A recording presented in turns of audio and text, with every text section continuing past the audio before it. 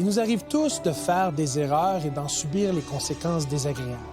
Ce fut certes le cas avec notre personnage biblique, le patriarche que nous appelons Jacob.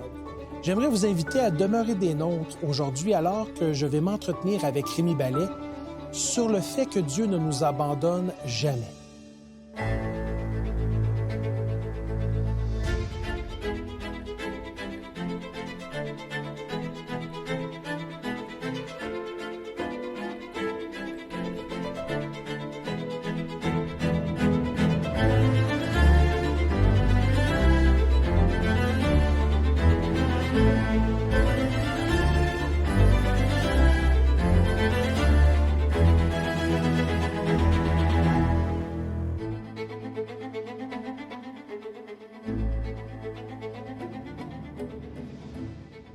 Bonjour et bienvenue à l'émission Il est écrit. Aujourd'hui, nous allons poursuivre notre conversation et nos échanges sur ce patriarche biblique qui s'appelle Jacob.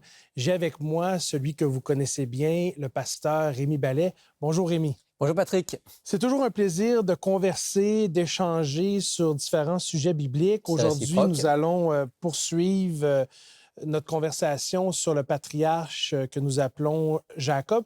Peut-être pour le bien de nos auditeurs, nous ramener dans les faits saillants de notre première émission sur Jacob pour nous conduire à notre émission d'aujourd'hui. Bon, alors, on a la dernière fois un petit peu posé le décor.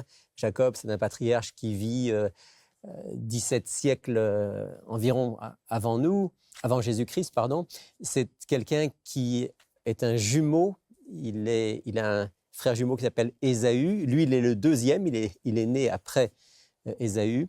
Et le début de l'histoire, c'est surtout une rivalité entre les deux frères et le désir de Jacob, le plus jeune, de pouvoir, en quelque sorte, avoir la prééminence. Donc, il a essayé, d'abord, il a acheté, si on peut dire ça comme ça, le droit d'aînesse de son frère pour un plat de lentilles, l'histoire bien connue. Et ensuite, il a trompé son père en se faisant passer pour Ésaü pour recevoir la bénédiction paternelle, son père étant aveugle et donc ayant été trompé par Jacob. Tout ça, ça amène Jacob à devoir fuir et on en est là dans l'histoire. Jacob doit s'enfuir parce que son frère le déteste et veut le tuer. Et son père, évidemment, est aussi fâché d'avoir été trompé. Donc, Jacob est en fuite. Donc, on commence cette émission avec un enjeu assez important. Ésaü qui veut s'en prendre à la vie de Jacob, Isaac, le paternel, qui est déçu des agissements de Jacob. Mais dans tout ça, et on terminait la première émission quand même sur une bonne note, c'est-à-dire que malgré nous, en dépit de nous, Dieu ne nous abandonne pas. Et cette révélation, cette vérité biblique que Dieu ne nous abandonne pas, on la retrouve également dans le récit de la vie de Jacob. Elle est vraiment illustrée par la vie de Jacob, malgré ses erreurs, malgré ses tromperies, parce qu'on rappelle que Jacob, ça signifie le supplanteur, celui qui est prêt au mensonge pour parvenir à ses fins. Malgré cela, parce que Dieu voit dans le cœur de Jacob, il voit quand même quelqu'un qui au fond, veut faire le bien, veut faire la volonté de Dieu. Dieu ne va pas l'abandonner et il va le montrer en particulier dans une vision qu'on a au chapitre 28 de la Genèse. Puis peut-être qu'on pourrait la lire maintenant, Patrick, si tu es d'accord. Ça se situe à partir du verset 10 du chapitre 28. Et donc, je vais lire Genèse chapitre 28, le verset 10. Et nous voulions lire jusqu'à quel verset? En tout cas, jusqu'au verset 15. Bon, de 10 à 15, allons-y. Jacob partit de Beersheba et s'en allant à Charan. Il arriva dans un lieu où il passa la nuit, car le soleil était couché. Il y prit une pierre dont il fit son chevet, et il se coucha dans ce lieu-là. Il eut un songe, et voici une échelle étant appuyée sur la terre, et son sommet touchait au ciel. Et voici les anges de Dieu montaient et descendaient par cette échelle. Et voici l'Éternel se tenait au-dessus d'elle, et il dit, « Je suis l'Éternel, le Dieu d'Abraham ton père et le Dieu d'Isaac. La terre sur laquelle tu es couché, je la donnerai à toi et à ta postérité. Ta postérité sera comme la poussière de la terre, et tu t'étendras à l'Occident et à l'Orient, au Septentrion et au Midi, et toutes les familles de la terre seront bénies en toi et en ta postérité. Voici, je suis avec toi, je te garderai partout où tu iras, et je te ramènerai dans ce pays, car je ne t'abandonnerai point, que je n'ai exécuté ce que je t'ai dit. Ah, c'est la fameuse vision de l'échelle, avec ces anges qui montent et qui descendent.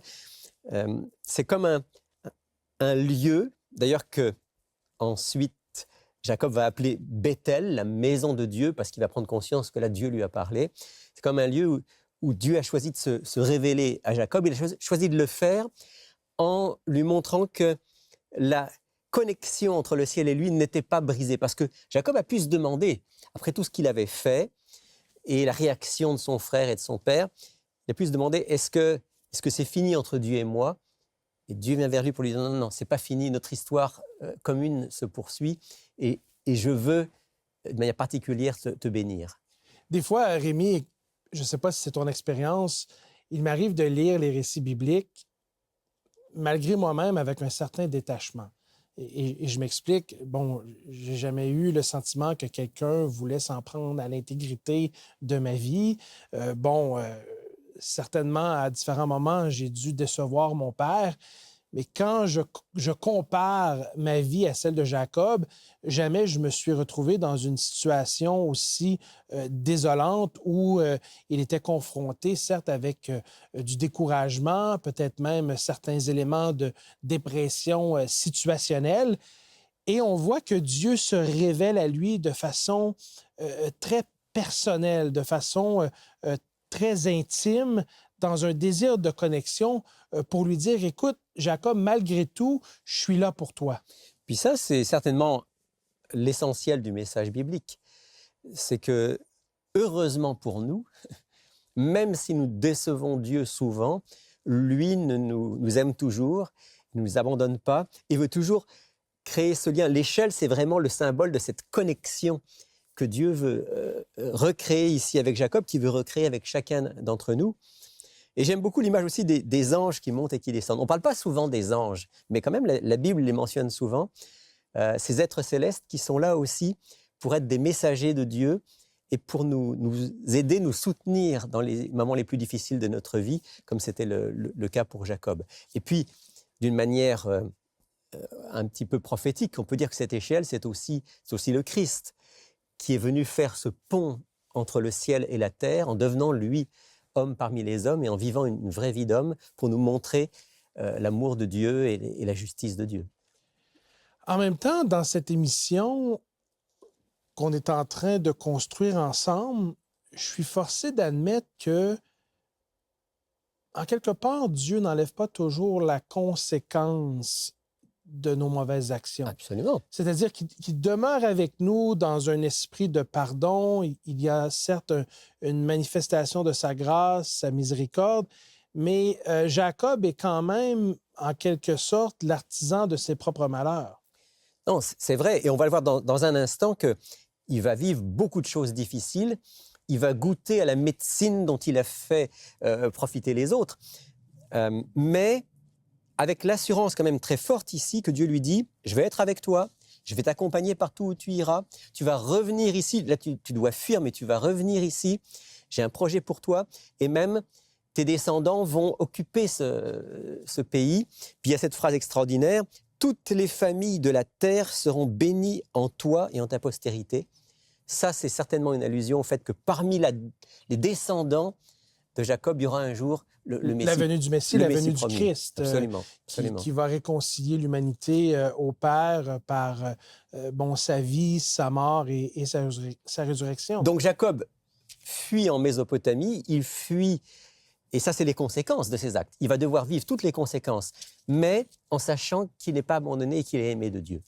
Et des fois, ces situations-là qui sont plus difficiles, qui sont certes moins intéressantes, des chemins un peu plus tortueux, c'est des occasions de croissance personnelle. Jacob va grandir en maturité, même au niveau de sa dimension spirituelle, à travers ces situations. C'est toute l'histoire qu'on est en train de voir, c'est l'histoire de la croissance de Jacob à travers ses erreurs, à travers ses péchés, à travers ses questionnements. Mais Dieu ne l'abandonne pas et lui, malgré tout, il continue à s'accrocher à Dieu et il va grandir. Mais il va falloir qu'il passe par des épreuves difficiles. La première étant qu'il va se faire tromper par celui qui va être son futur beau-père. Juste avant d'aller plus loin, Rémi, j'aimerais suggérer une lecture à nos auditeurs. C'est un livre que moi-même, j'ai déjà lu et j'en suis convaincu, toi aussi, tu as certainement lu ce livre qui se nomme, plutôt qui s'intitule « Patriarches et prophètes ».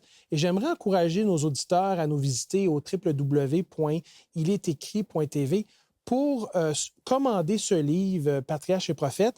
Donc, ce n'est pas seulement le récit de l'histoire de Jacob, mais on a quand même le récit de façon chronologique et linéaire. Depuis le début de la Genèse jusqu'à l'histoire de Moïse et de ceux qui ont été après lui. Et donc, j'aimerais encourager nos auditeurs à se procurer ce livre pour approfondir leur compréhension du récit biblique. Donc, Patriarches et prophètes, disponible sur notre site web www.ilesécrit.tv. Rémi, parle-nous davantage de cette situation problématique dans laquelle Jacob va se retrouver, où finalement il va récolter, selon le principe biblique, ce qu'il a semé. Oui. Alors, moi j'appelle ça le trompeur trompé. Lui vient de tromper son frère en se faisant passer pour lui auprès d'Isaac. Il arrive donc en Mésopotamie. Là, on lui a recommandé d'aller voir celui qui est son oncle. Il s'appelle Laban. Il va rencontrer Laban, il va rencontrer aussi ses filles et il tombe amoureux d'une certaine Rachel. Et comme Laban, le père des Rachel, est quelqu'un qui sait un petit peu tirer les ficelles, il va dire « Ok, écoute, si tu travailles 7 ans pour moi, je vais te la donner pour épouse. » Là, on s'entend que travailler 7 ans pour pouvoir épouser cette femme, on est dans un amour profond, un amour inconditionnel, incommensurable. Oui, puis en plus, le texte est assez étrange pour moi parce que le texte dit qu'il l'aimait tellement que c'est passé comme quelques jours. 7 ans de dur labeur. Oui. Mais alors, ce qui se passe, c'est que au moment du mariage, en fait, Laban va prendre la sœur de Rachel, donc la sœur aînée, Léa, et c'est elle qui va donner à Jacob. Et Jacob va se rendre compte de la supercherie, mais il est déjà marié. Alors, on ne sait pas comment ça s'est passé exactement, mais on sait qu'à l'époque, les femmes étaient voilées, etc. Il y avait tout un rituel. Tout le rituel qui allait avec. Et, la tromperie était possible. La tromperie était possible. Donc, notre ami Jacob, à son tour, est trompé. Et il va devoir travailler 7 autres années pour avoir cette fois Rachel pour épouse. On voit à quel point d'abord Laban était quand même quelqu'un qui était rusé et trompeur, mais on voit aussi que parfois il faut apprendre les leçons à la dure, et là Jacob apprend à la dure ce que le mensonge et la tromperie peuvent provoquer dans des relations. Parfois, et on espère que c'est par parcimonie qu'on apprend à la dure, parce qu'effectivement, l'être humain étant ce qu'il est, la Bible parle d'avoir le cou raide. En bon québécois, on peut dire d'avoir la tête dure. Des fois, on n'a pas conscience du tort qu'on fait à notre prochain jusqu'à ce que ce même tort nous soit fait. Voilà, c'est ça. Et on le vit, on est capable de l'interpréter, d'en faire une introspection, et on réalise à sa pleine mesure à quel point certains gestes, certaines paroles peuvent avoir un effet destructeur sur notre prochain. C'est dommage, mais ça fait partie aussi de la pédagogie auquel on est confronté dans les récits bibliques et aussi dans notre cheminement en tant que chrétien. Et parfois, je veux dire, avec nos enfants, avec nos ados, parfois on doit aussi prendre ce chemin-là pour qu'un enfant comprenne. Puis nous, on est finalement des grands-enfants et on a souvent besoin aussi de vivre l'expérience pour se rendre compte, effectivement, le mensonge, la tromperie, ça amène toujours à des relations brisées.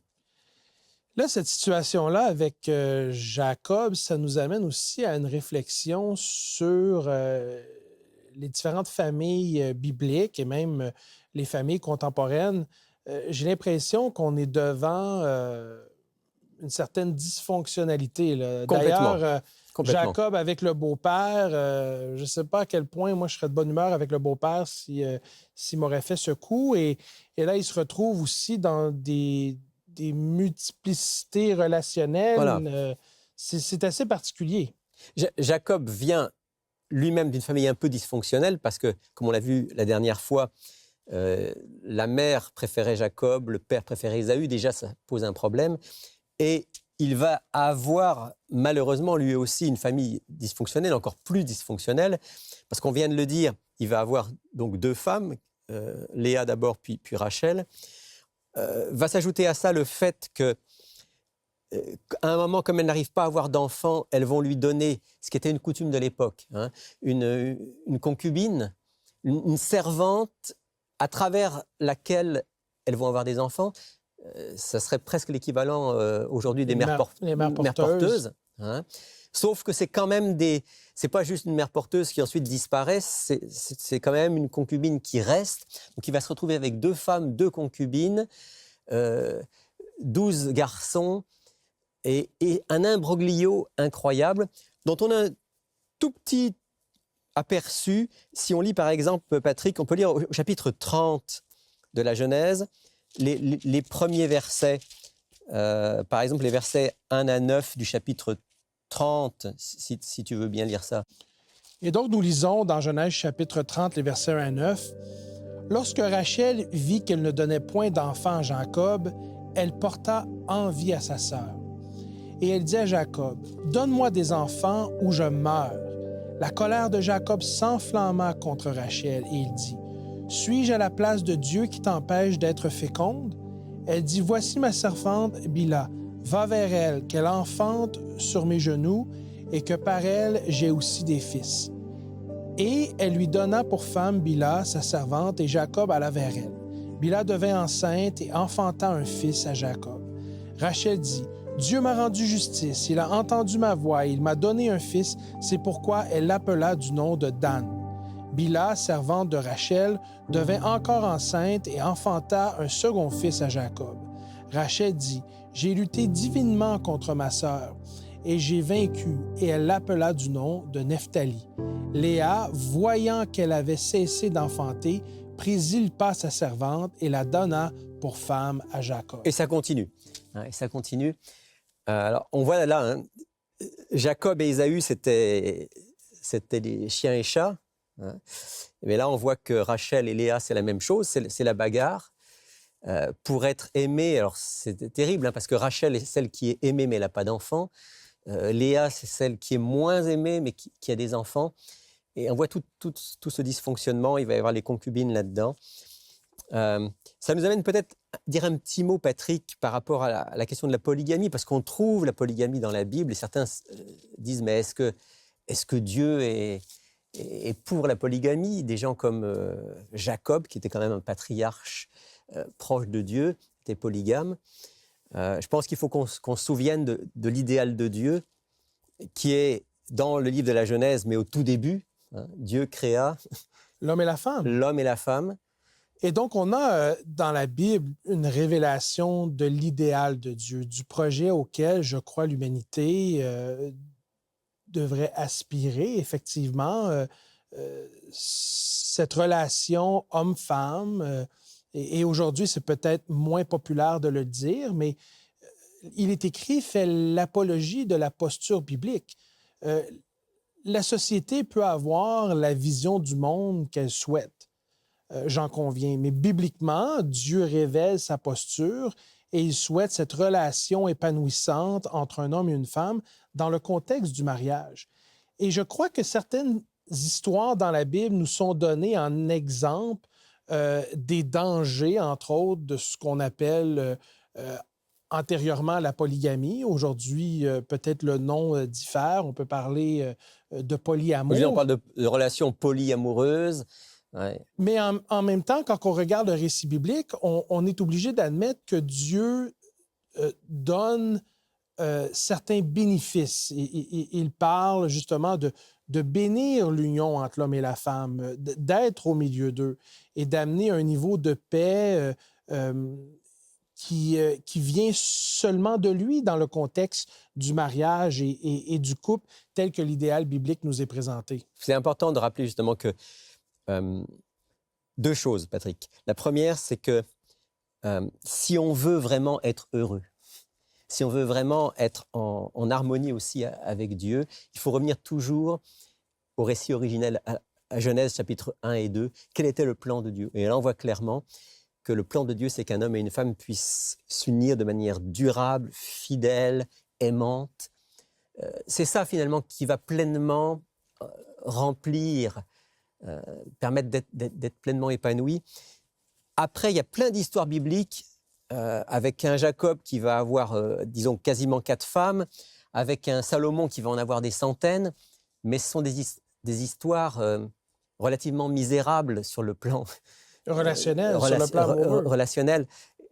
Et aujourd'hui encore, je pense que beaucoup s'imaginent qu'avoir de multiples relations, ça va permettre de s'épanouir. Dieu dit, je te laisse libre, tu peux faire ce choix-là, mais je te dis quand même que ce pourquoi je t'ai créé, c'est pas ça. Si tu veux vraiment être heureux, c'est de t'attacher à quelqu'un et de construire ensemble, au-delà des difficultés, de savoir que je vais vous permettre de devenir unis, profondément unis l'un avec l'autre. Et d'ailleurs, ce n'est pas juste bon pour les relations de couple interpersonnelles. Il y a des enseignements bibliques qui nous donnent certaines balises au niveau des relations interpersonnelles tout court. Donc, pas juste la relation homme-femme à l'intérieur du mariage, mais la relation avec ceux et celles qui sont autour de nous. En fait, moi, ce que je comprends de ma lecture de la Bible, c'est que Dieu veut qu'on soit heureux, malgré le fait qu'on vit dans un monde qui est brisé, qui est en difficulté. Et cet épanouissement, cette paix que Dieu cherche à nous donner, il nous révèle comment l'obtenir à travers les Écritures. Mais il doit y avoir à un moment donné un choix qu'on fait consciemment d'entrer dans cette relation avec Dieu et de s'ouvrir à sa vision du monde. Qui est la meilleure parce que c'est notre Créateur. Exactement. Et en quelque part, pour l'être humain, si l'être humain choisit différentes voies, à lui d'essayer, mais Dieu persiste et signe en disant, le chemin que je propose dans les Écritures, j'en conviens, en ce qui me concerne, Dieu dit et déclare, c'est le meilleur chemin. Absolument. Parce que c'est le chemin qui mène à la réconciliation avec moi.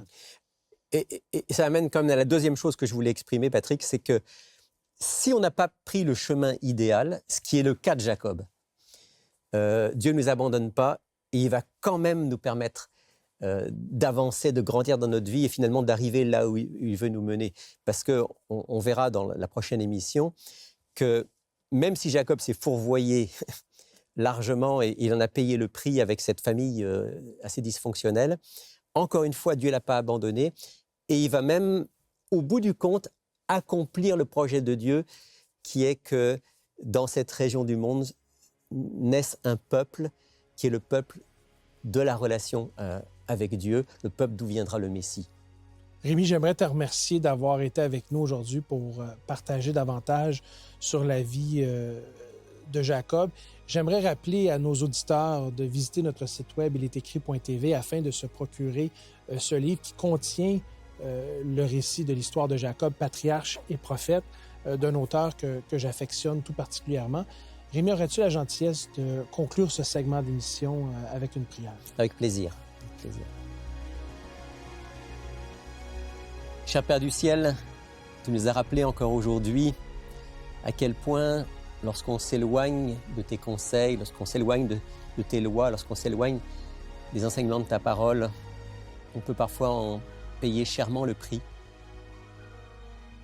Aide-nous, Seigneur, à accepter aussi parfois les conséquences de nos erreurs, mais à ne jamais lâcher ta main parce que on sait que pour nous, comme pour Jacob, tu veux continuer à nous bénir et tu veux qu'on puisse finalement trouver le chemin de la vraie vie et de la vie éternelle. C'est la prière que je te fais pour Patrick, pour moi-même et pour tous ceux qui nous écoutent en ce moment. Au nom de Jésus. Amen. Amen.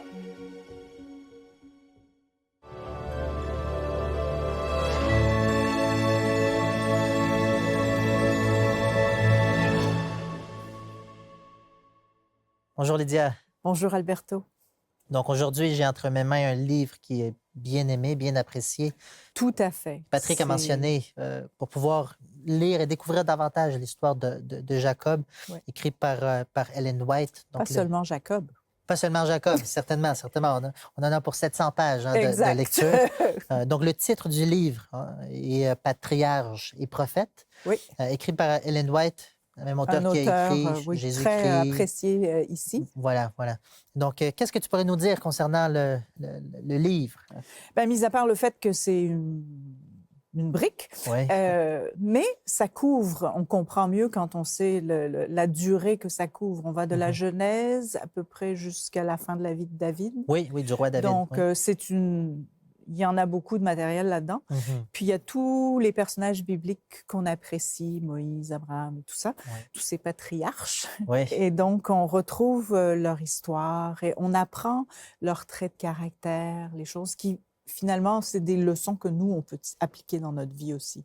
Et comme tous les livres qui sont écrits par Ellen White, ce sont des livres qui sont faciles à lire, qui sont très instructifs aussi. Donc, quelqu'un qui va aller plus loin. En tout cas, moi, j'ai rien à dire. Moi, j'encourage les gens à le lire.